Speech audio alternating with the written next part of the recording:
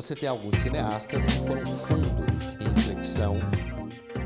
A filosofia é capaz de florescer em terrenos que, a princípio, não são terrenos, obviamente, filosóficos. A gente já sabe, de uma forma um pouco mais estabelecida, que a filosofia pode ficar melhor acomodada na mão de um Shakespeare ou de um Dostoiévski ou de um Nelson Rodrigues, mais do que em alguém que passou a vida inteira só lendo a introdução da crítica da razão pura do Kant, no sentido de que a filosofia pode refletir sobre problemas filosóficos humanos em geral, melhor numa estrutura de um romance ou de uma peça de teatro. Mas a filosofia também tem um parceiro muito mais recente do que a literatura propriamente dita, que é o cinema.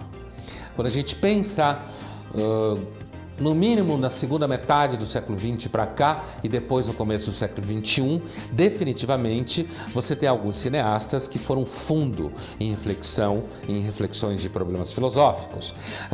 Para citar apenas alguns exemplos, a gente poderia levantar um cineasta sueco que ficou bastante em atividade entre os anos 50 e os anos 90, grosso modo, que é o Ingmar Bergman. Bergman refletiu profundamente sobre, afinal de contas, qual é o sentido da vida. No seu filme Sétimo Selo, seu personagem Antonius Bloch, que joga xadrez com a morte tentando enganá-la e fazer com que ela, quem sabe, esqueça de levá-lo, porque ela tinha vindo buscá-lo. Antonius Bloch se pergunta o tempo inteiro, afinal de contas, por que existe o sofrimento e a morte? Bergman refletiu longamente sobre traumas, ressentimentos, sobre um sentido psicológico dos dramas humanos, quando ele, no seu filme Morangos Silvestres, coloca muito claramente que uma pessoa pode ter uma morte tranquila, a diferença do Antonius Bloch, se ela resolver as questões que a atormentam ao longo da vida. Quando o médico de Morangos Silvestres finalmente consegue entender que ele foi infeliz e inseguro porque a sua mulher amava outro homem, e ele tenta então explicar para o seu filho que o seu filho não deve acabar seu casamento porque a sua esposa quer ter um filho e que, portanto, a vida merece investimento, ele consegue finalmente relaxar e morrer em paz.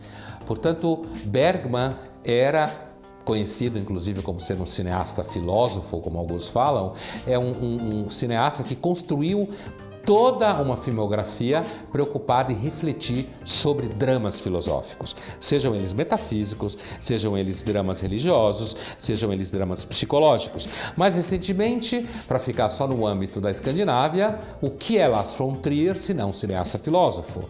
Quem refletiu mais fundo nos últimos anos do que Lars von Trier com relação à melancolia?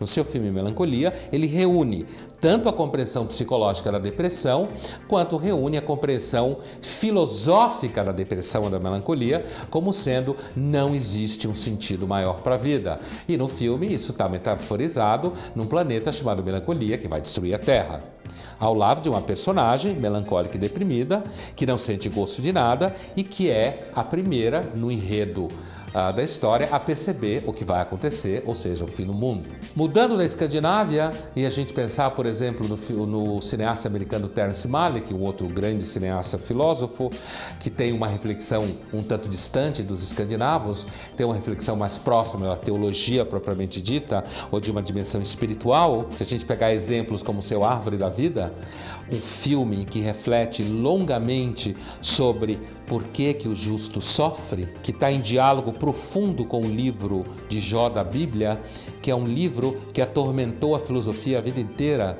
que é uma questão que atormentou filósofos como Leibniz. Afinal de contas, por que o justo sofre?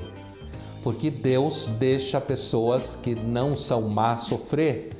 Porque, afinal de contas, alguém que é corrupto, safado, ladrão e sem vergonha consegue se dar tão bem, e você que trabalha, que se dedica à família, é um coitado que só paga imposto e se sente roubado o tempo inteiro? Se você acredita em Deus, isso é um problema. Como que você pode explicar que o mal existe no mundo se Deus é bom? Terrence Malick, no seu filme Árvore da Vida, reflete sobre isso ao paroxismo.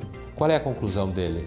A conclusão dele é profundamente cristã, de que, afinal de contas, se eu perdi o meu filho, que é o drama do casal principal do filme, se eu perdi o meu filho jovem, que era um menino tão doce, um rapaz tão carinhoso, se eu perdi de forma absurda para a morte no começo da sua vida, antes de tudo, o que eu devo entender é que esse meu filho nunca foi meu.